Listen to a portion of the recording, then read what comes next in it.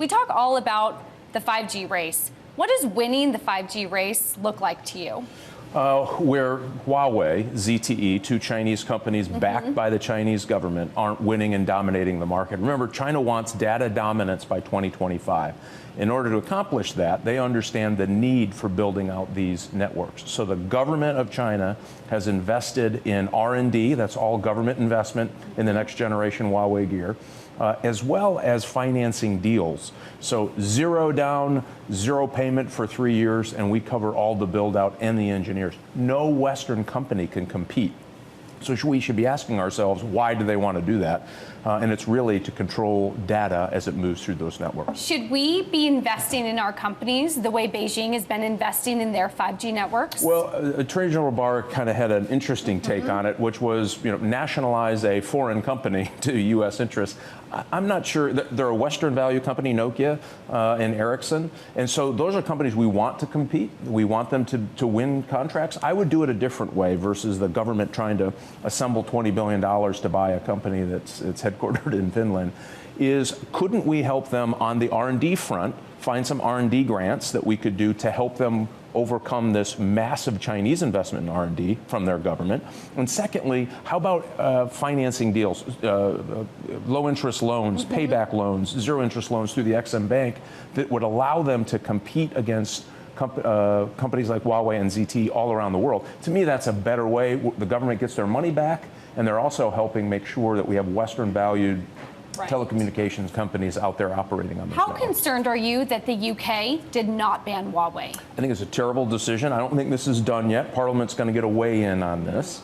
One of the things that this allows is Huawei in its network, and there was some crazy notion, anything about 5G where they can protect the core, but all the edge computing. And remember, 5G is all about edge computing, right? That's how the fast, your ability to communicate quickly, machine to machine, person to person is going to happen out at the edge. I don't know anyone that believes that's even possible, number one. So what it means is it's going to change the way that the intelligence services of the United States share with our greatest partner, Great Britain. And we share more with them in real time than any other nation on the face of the earth. Even our other Five Eye partners, five intelligence countries that we share information with. And that's going to change. And not only that, but you've given China the ability to turn off things when there's a disagreement. Why would you want any foreign adversary to have that capability, that leverage anywhere in your networks? And you can't keep them out. There's an old saying in the intelligence business, it's not where you get into a network, it's how you move once you're inside to a network. It's that lateral movement.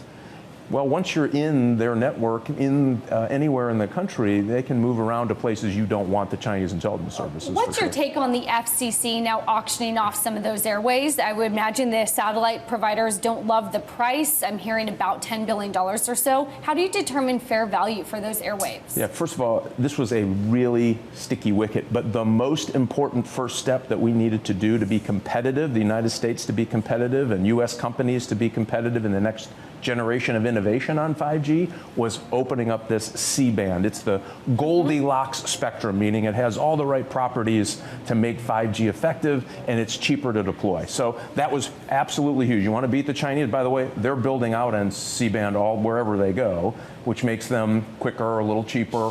And so we needed to open up this spectrum. I thought Chairman Pai negotiated a pretty sticky thicket. Yeah.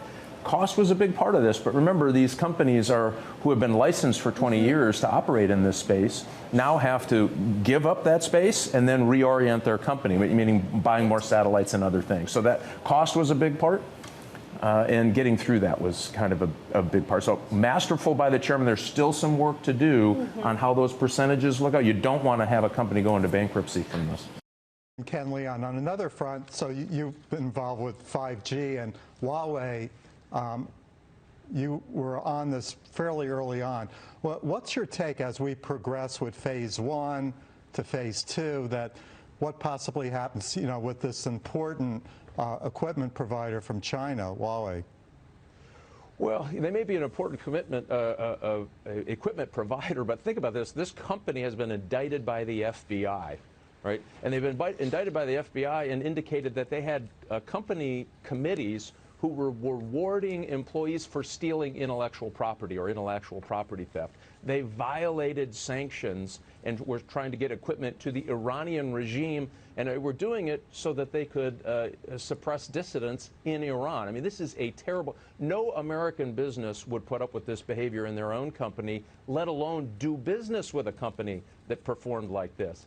And what's happening is 5G is the most important step in technology in our lifetimes, even going to be bigger than 4G build-out. And you remember, 4G basically gave us e-commerce in the internet. So, and all the companies that went with it, everything from Uber to Uber Eats, all of those new tech companies that came out, it exploded the internet. You can shop on your phone while you're riding in an Uber and have Amazon deliver it to your house when you're not there. Amazing stuff.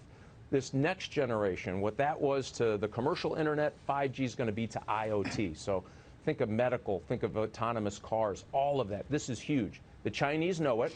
Huawei knows it. And so what they're out doing is bribing their way to success. They're subsidizing, the Chinese government is subsidizing Huawei to undercut Western valued companies. This fight is on. So what we're saying at the 5G Now coalition is, hey, we have to go fast. If we wait 12 months, if we wait 18 months, we're going to lose the fight to Huawei. And do you want the Chinese networks with Huawei gear touching your personal data? I know I don't. Well, not in the U.S., but it's also global standards. So this seems to be U.S. versus China on what will be the standard for 5G for elsewhere in the world. Is that correct? It's not just the U.S., but it's Western valued nations against China. They're just not, they're not playing fair. And again, all of this is good. So we have the Chairman Pai has come out and said, hey, we're going to have this auction of C-band. They call it the Goldilocks of spectrum, meaning has the highest capability and it's the cheapest to implement. And so everything is set up for U.S. success. So just beating on Huawei alone, and believe me, I was there since 2012 beating on Huawei because I know the danger that they pose to our national security.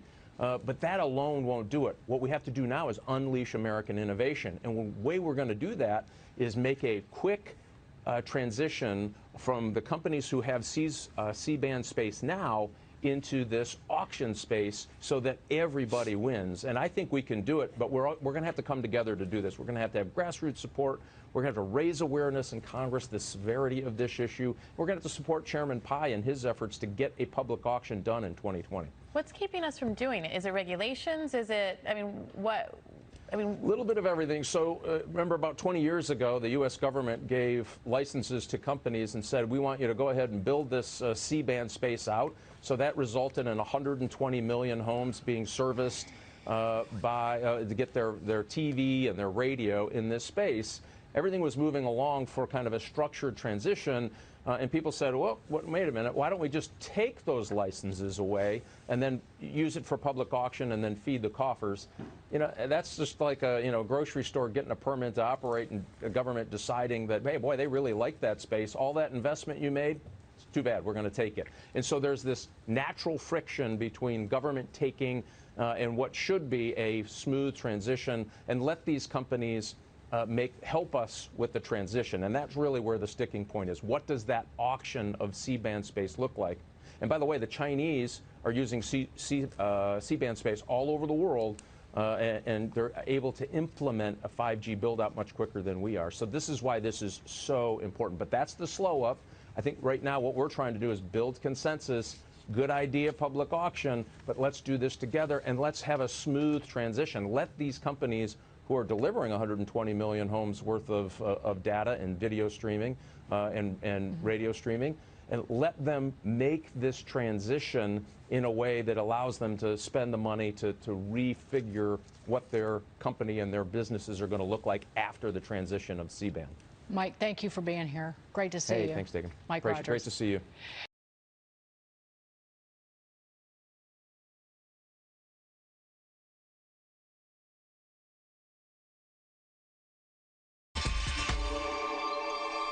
It's a 5G fury. The Financial Times has a report out that President Trump slammed the phone down following a heated discussion with Boris Johnson over the UK's decision to give the Chinese company Huawei a role in Britain's mobile network. So here to talk about that and more on 5G is Mike Rogers, the 5G Action Now chairman and also the former chairman of the House Intelligence Committee. So, Congressman, good to see you from San Francisco today. And great to see you. Before I talk more broadly about 5G, your thoughts on this back and forth that reportedly took place between the president and Boris Johnson. What would your reaction have been to Mr. Johnson's call to let Huawei at least partially in the UK? Well, and I've had some discussions with my former colleague counterparts from Great Britain, and it's not good. I mean, they've definitely made the decision that trade was more important than the security aspect of the 5G decision in allowing Huawei into some of its networks, and hoped, which is never a good strategy, and hope that the security piece catches up to Huawei's implementation. So none of that would have been good. I'm not sure it would have been a shouting match. Could backfire, though, on the trade front, right, with the U.S. in a bilateral sense. Completely. I mean, they have a lot to lose in this, not only on just the trade piece. They definitely need a bilateral trade agreement. I think we should, rush to help our British friends in that. But on the sharing of intelligence, there's no one that gets more intelligence in real time than our friends in Great Britain. If Huawei is in those networks, the United States will have to reevaluate. Doesn't mean it's going to get shut off, but it's going to have to reevaluate how it shares information with our British counterparts. All of those would be big losses for them. But candidly, it makes it more difficult for us, too. We count on their intelligence. It goes both ways. All right, let's talk about what we should do with 5G. Big picture, the FCC has this auction planned, I believe, for later this year. So there's this case being made that, hey, we got to build this up on our own. While the Attorney General, Bill Barr, made some headlines by saying, well, there's already some European companies we're friendly with. They're doing a pretty good job. Let's work with them. Here's what he said. That these concerns could be met by the United States aligning itself with Nokia and/or Ericsson through American ownership of a controlling stake, either directly or through a consortium of private American and allied companies. So what do you think needs to happen? Not that. Nationalizing a Finnish company on behalf of the United States, probably not, to me, not a great idea. I like the fact that we're starting to think, and congratulations, Chairman Pai, by the way, this was not an easy decision. He made it look easy coming out with this spectrum auction, that it was absolutely critical if we're going to beat the Chinese. We have to allow American and Western valued companies the ability to build 5G on what's called C-band. It's the Goldilocks band of this. Really, really important. So great job there. There's still some work to do, but great job from Chairman Pai to do that. And this next piece of this, here's where I think that Barr might get it right.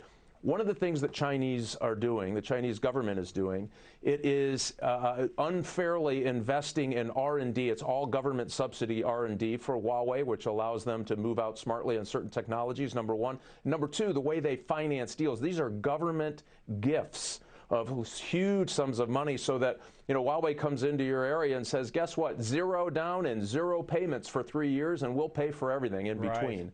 Hard to compete if you're a Western company. So I argue that the U.S.